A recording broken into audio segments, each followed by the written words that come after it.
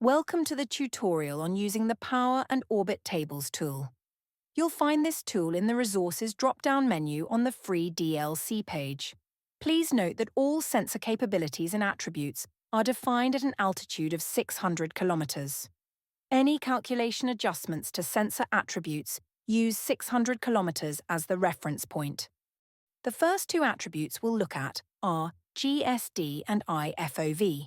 GSD, or ground sampling distance, is the size of a sensor pixel on the ground. It defines the resolution of a sensor, whether optical or RF, and is generally measured in meters. IFOV, or instantaneous field of view, is the size of the area a sensor can observe at a single moment in time. This is normally measured in square kilometers. The graphic illustrates IFOV, with the pixels mapped onto the ground. The highlighted cells show the direct relationship between altitude and GSD. As altitude doubles, so does the GSD, meaning less detail is observable, as expected. This relationship is shown across the full range of orbits. Please note that the model is simplified, as fixed optical focal lengths are not factored in. It is assumed that a suitable optical sensor would be available for your specific mission. For IFOV, there is also a direct relationship with altitude. The higher the orbit, the larger the area visible on the ground. There is a limit to how much ground can be seen, as perspective decreases with distance. It's like standing close to a building. You only see part of it. Step back, and you can see much more, though still not the entire structure. The table highlights these angle limitations. At the cadet and engineer levels, this table is used directly. At the artisan level, project teams calculate the viewing angle themselves, based on the altitude chosen for their satellite solution. These are the field of view limits for each orbital altitude, based on the angles used in the model to assess mission solutions. This graphic represents the viewing limits of a satellite at an orbital altitude of 1,200 kilometers.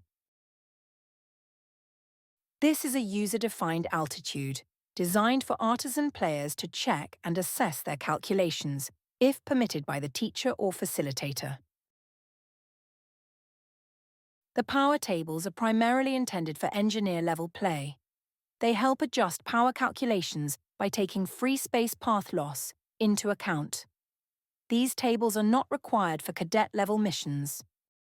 The rule assumes that a sensor transmitting at a specific power must increase its output as altitude increases.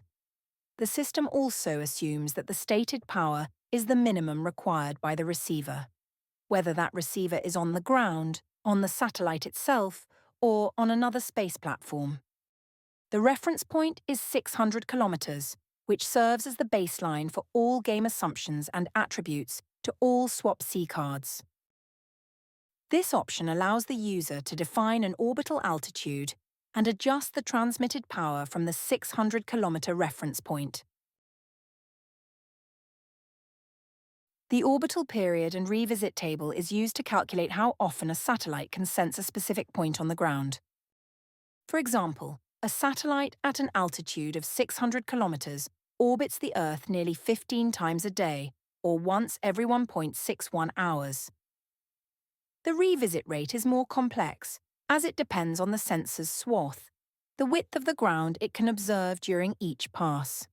This determines how quickly the satellite can sense the same starting point again.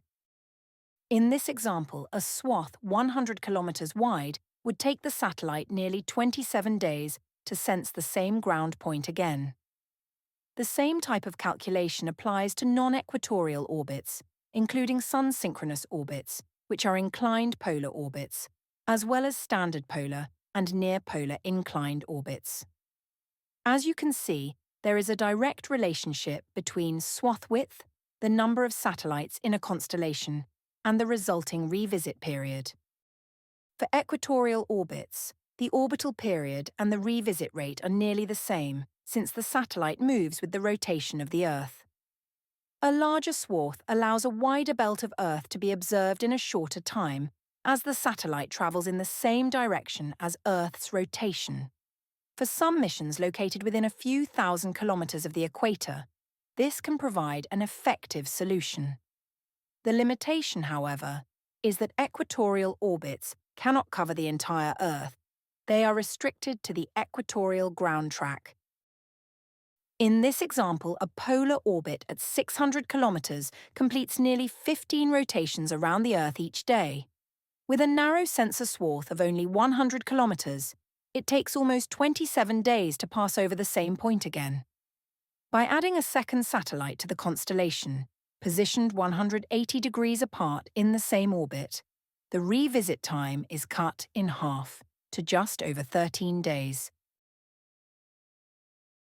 In this example, a two-satellite solution at 600 kilometers with a swath of 100 kilometers has a revisit rate of just over 13 days. If the swath is widened to 2,500 kilometers, the revisit rate drops to just half a day, meaning the same point on the ground can be observed twice a day. Please note that the higher the altitude, the slower the orbital period. At around 36,000 kilometers, an equatorial orbit matches the rotation of the Earth, creating the effect of being stationary above a fixed point. Satellites in this orbit are called geostationary. This does not apply to polar orbits at 36,000 kilometers due to Earth's rotation.